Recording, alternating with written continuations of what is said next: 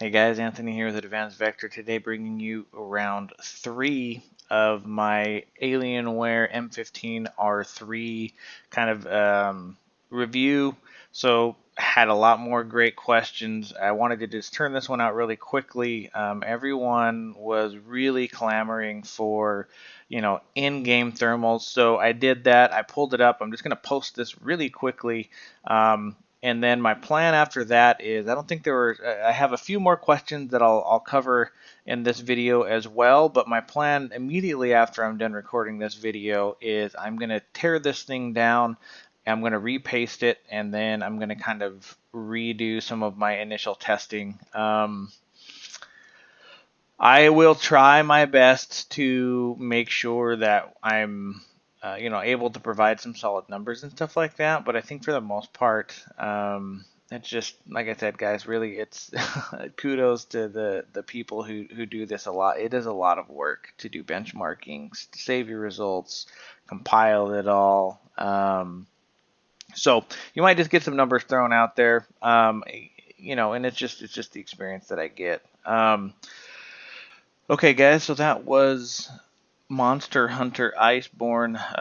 Just kind of did a quick little battle there. That was, whatever, 10, 15 minutes. I'll show you some clips of that so you can see, the kind of intensity of the graphics and things like that. But basically here, I totally had forgotten about MSI, and I did not know that they had this logging function, but it makes sense. So here I've got some graphs. They're granted, they're not perfect.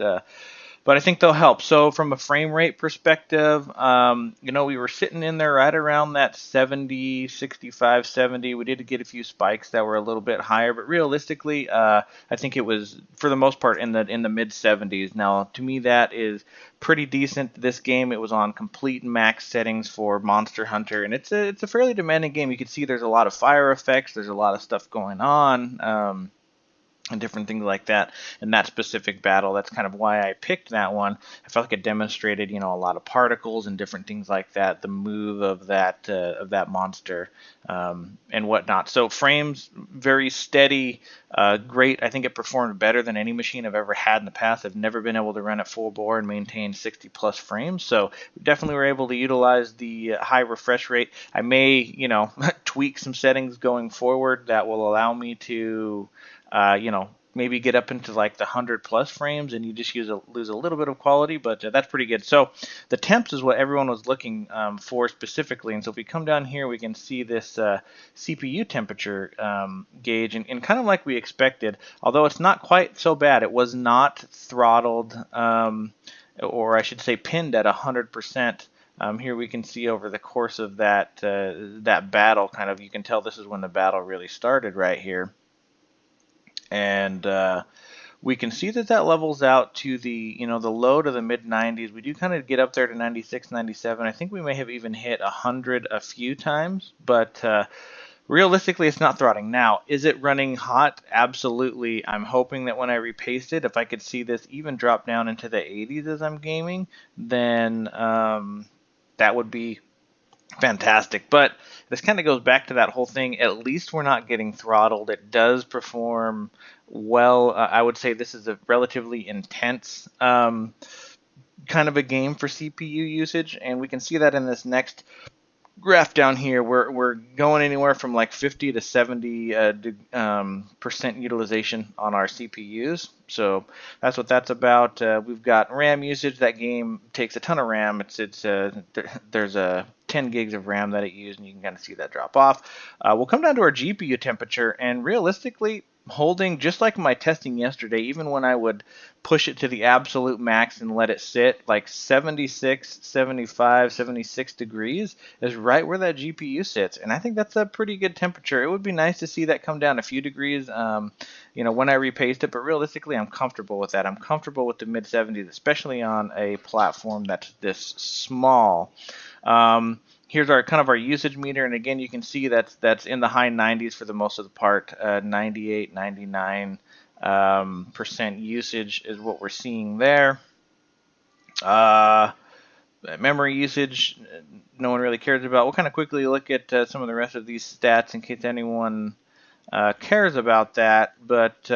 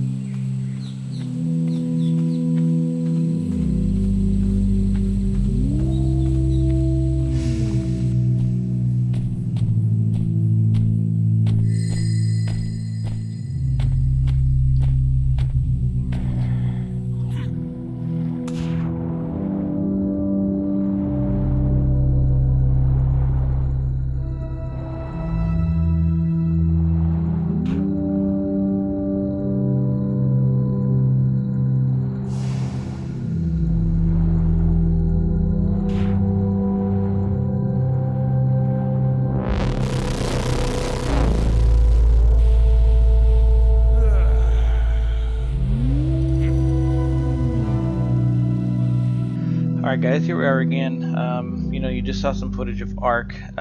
What a beautiful video game, and in fact, I will say max settings I have never been able to play with something that was as enjoyable as that. We were getting over 60 frames most of the time. I mean, it was completely playable and absolutely gorgeous. What an incredible experience. So I mean, this thing is really starting to, I was I was worried about the thermals and stuff, and that is still kind of concerning, but it definitely isn't reducing my experience at all. All right, so here we can kind of look. And the beginning part is like when I'm in the menus and stuff, and that's why it spikes super high.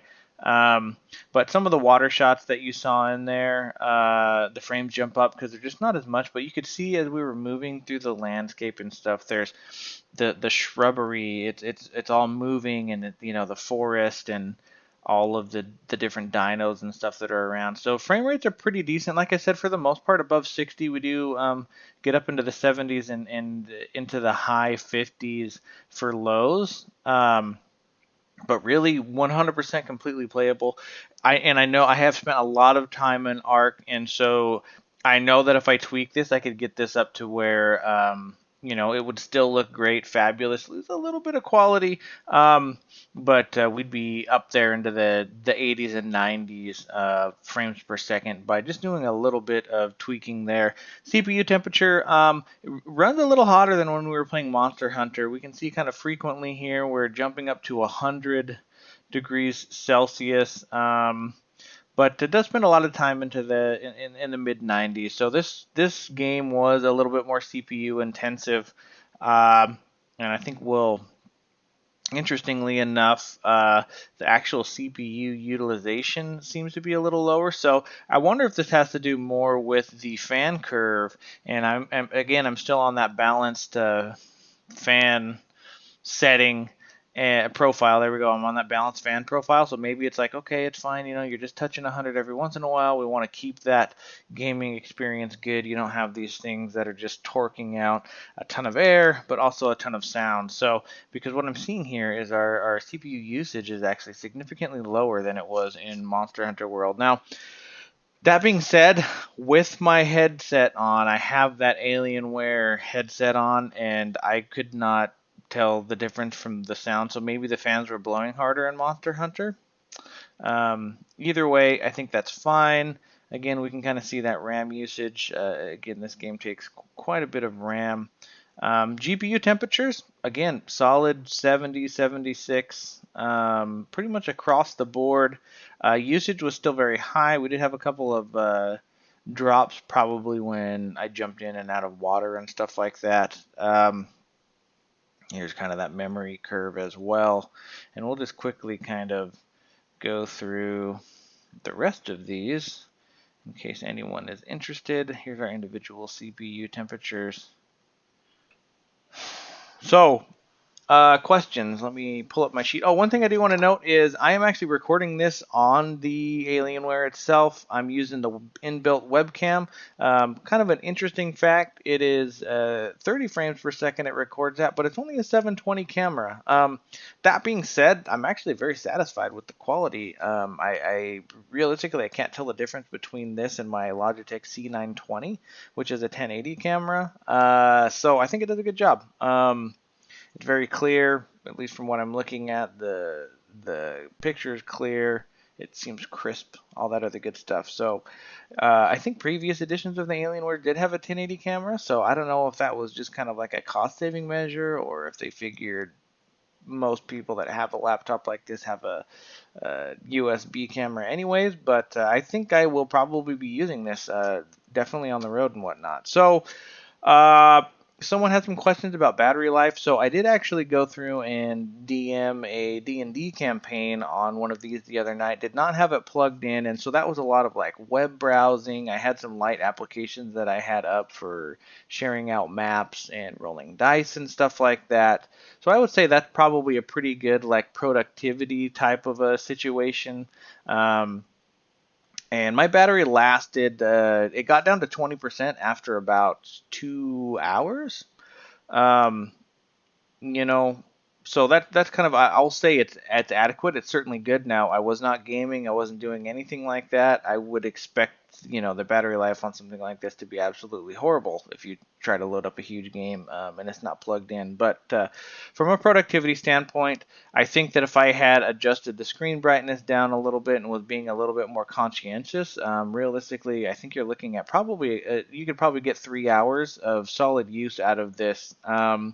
Maybe even more if you're just looking at some web pages or just writing some emails or Word documents. But when you throw all of that kind of together, so that's what I'll say about the battery life. As I use this thing more in a few weeks, if I'm still doing these videos on this specific machine, then I'll kind of circle back to that. But that's my initial impression.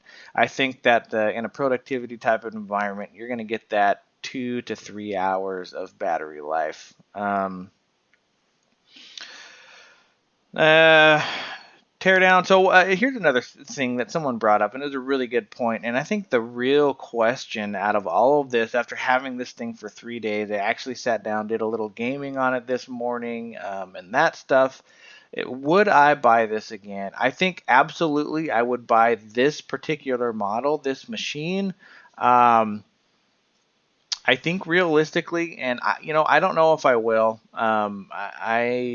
It's just kind of a hassle. There's a whole process, and then I'll have to push off, getting my new machine. But realistically, I think if I knew everything that I knew about this now, and if I had been able to watch someone on YouTube that was doing these videos, that was doing these honest reviews, giving me the information that I'm giving you, I would have gotten the i7. That's hands down. I think absolutely. I love this machine. I love the size. I love the weight, the performance, the thermals for the GPU seem to be phenomenal. It's just really that i9 is it's just too much horsepower for this. So would I buy it again?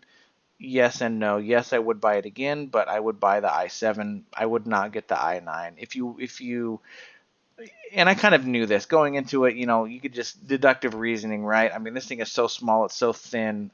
In some of the bigger, bulkier gaming laptops, absolutely, I think the i9 would be fantastic, phenomenal. If you had a little bit better heat dissipation, but something where you're going for compact, where you're going for that kind of a business and gaming, or that all-in-one type of a computer. This is something that you could haul to classes and all that other stuff, and it's not a monster. So that's what I'll say about that. Let's see here. There's a lot of questions about the teardown. Again, I'm going to do that. I will probably do the teardown today. This is Saturday the 13th, and I'll record it, but I probably won't post it till Sunday or maybe Monday. We'll just have to see what my schedule is. I mean, realistically, guys, I have been spending all of my free time, reviewing, answering your guys' questions and stuff like that. So it's going to take a few days. I can't I can't keep doing that. My wife is starting to wonder why I'm locking myself in the office all day long. Someone asked about the i7 performance. Now, I obviously don't have an i7, but what I do have is some historical information. I've owned several Alienware laptops, and in fact, in my previous revision, I think that it was possible to get an i9, but I went with an i7, and I think this is a pretty common trend. And what it comes down to is i7 is really where you're going to get the most bang for your buck out of a machine like this. I think an i7 is going to provide you all the horsepower that you would need for gaming and all that other stuff without the thermal overhead that the i9s have. We're just really not quite there, the i9s, on something especially this small. So and sometimes even the i7s, especially if you're looking to overclocking or and something a little bit like that, they can be a little warm. But I think the i7s are really kind of the perfect storm. You're not going to be bottlenecking or anything like that with your i7. So uh, kind of related to my previous comment, if you're going to get this machine, just get the i7. The i9 is it's too hot. I'm going to try to make it work because that's just the kind of person that I am. But really, after I repaste it, if I run thermals and it is still pretty horrible, I mean, it's gonna suck. I'm gonna go without a machine because I've already given my wife my old Alienware, so I will not have a laptop for the next month, month and a half, however long it takes them to ship these things out. As I return this one, wait for the funding to get credited back to me, and then go through the whole process again of ordering one of these things, but in the i7. So because the flip side is I'm gonna spend the 3165 or whatever it is that I spent on this thing anyways. The only thing that I would be getting out of the i7 versus this one is if I get the i7 version, I'm just gonna upgrade to the 2 terabyte option. I figured that would be a good thing. I think 1 terabyte is gonna be more than enough for my needs, but might as well. So I'm not really looking at this from a monetary perspective. It's more about something that's gonna work for me. So. We'll see. I also need to look at the clock speed of the i7. I don't think it boosts quite as high. So like maybe if I repaste this and then underclock it a little bit to where it's only boosting up to what the i7 boosts up. I think the i7 only boosts up to 5 gigahertz instead of 5.3. Like to me, that's a win if I can get my thermals down, because what I'm getting is I'm getting 2 additional cores at that same speed. So even if the speed isn't faster, overall I should have some more compute, which is going to help, especially in my video rendering and editing and that kind of stuff. Photoshop, I do a lot of that stuff more lately than actual gaming. And so that kind of stuff, having the extra cores actually, I think, matters more than, you know, having a few cores that run super fast. If you have more cores that are a little bit slower, I think you can get more work done. All right, so I think that's all the stuff that I had in my notes. Another thing that someone was asking about was how I swapped the boot and the storage drive. And they wanted the tutorial, and I want to do it, but it is like um, basically just YouTube how to install Windows 10. So you'll create a bootable USB drive from the Windows 10 creation tool. You'll download the ISO, install it onto that USB. You'll pop it into the Alienware, and when it boots, you'll hit F12. When the boot menu comes up, you will select whatever USB you've put in. It'll show up on a list of all of them. So it'll boot off that. It'll be like, hey, hello, welcome to Windows. You'll kind of go through a few steps, and then it'll show the different hard drives that you have in there.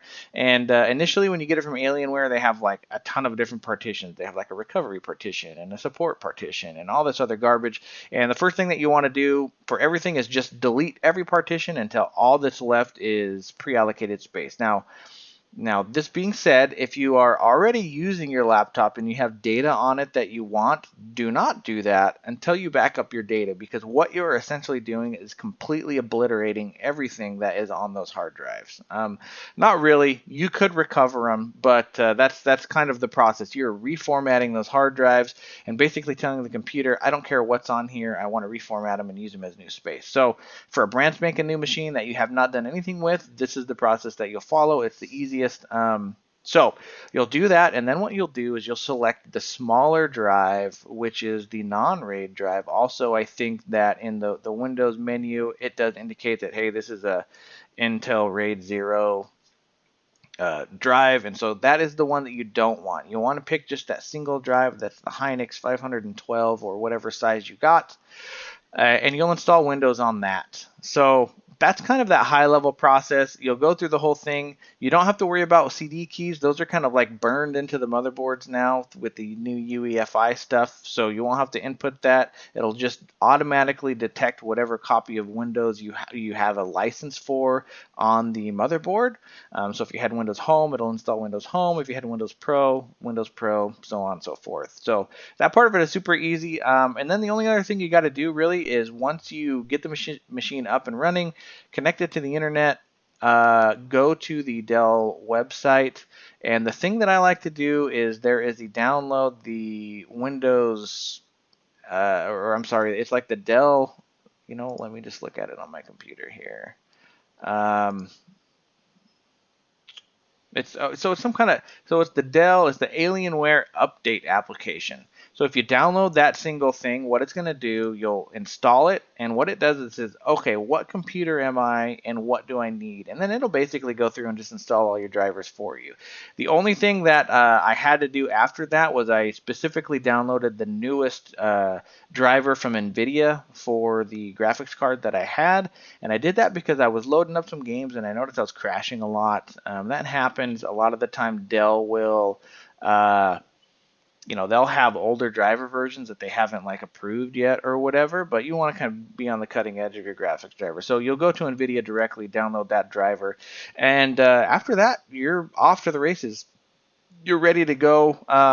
The last thing that you'll do is hit start, type in partition, and you should see like a little application there that'll let you partition the secondary hard drive in there. You'll select it, right click on it, on the space there, create new simple volume, follow that wizard, and it'll pop up, and there you go, you have your thing. So that part of it, I know you guys wanted the tutorial, but really you can easily get on YouTube with Google on YouTube how to install Windows 10 via USB, and someone has a way better tutorial than I could make in just a few minutes.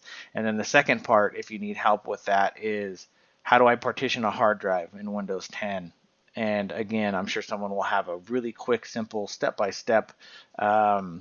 If that is not the case, and there is really no one out there that has created those tutorials, let me know once again, and I will create a tutorial on how to do that. But it's out there, guys. Content creators have already made it, and I feel like I could spend more time doing things that are specific to this Alienware as opposed to spending time talking about how to reinstall Windows and that kind of stuff. So, all right. Well, I think that's it. I kind of have blathered on more than I wanted to about that Windows thing, but that's kind of my tutorial. I know you don't really get like the fancy step-by-step and stuff like that, but I do videos like that occasionally, and that takes some work. That would be a good half day to provide some content that was polished and was good for that. So I'm just looking at my list here of questions that you guys had, and I really think that covers it. So once again, guys, I appreciate all your support. The second video that I did was just absolutely blowing up and doing fantastic. So I appreciate that. I'm going to go ahead and end this one now, so if you haven't already, definitely smash that thumbs up button for me. Show me that support, and don't forget to subscribe and hit that notification bell so you can see my continuation of this Alienware review trend that I've gone. Anyways, I'll sit here and talk forever if I can, so I'll let you guys get back to your wonderful Saturday, and in the meantime, keep shopping and stay happy.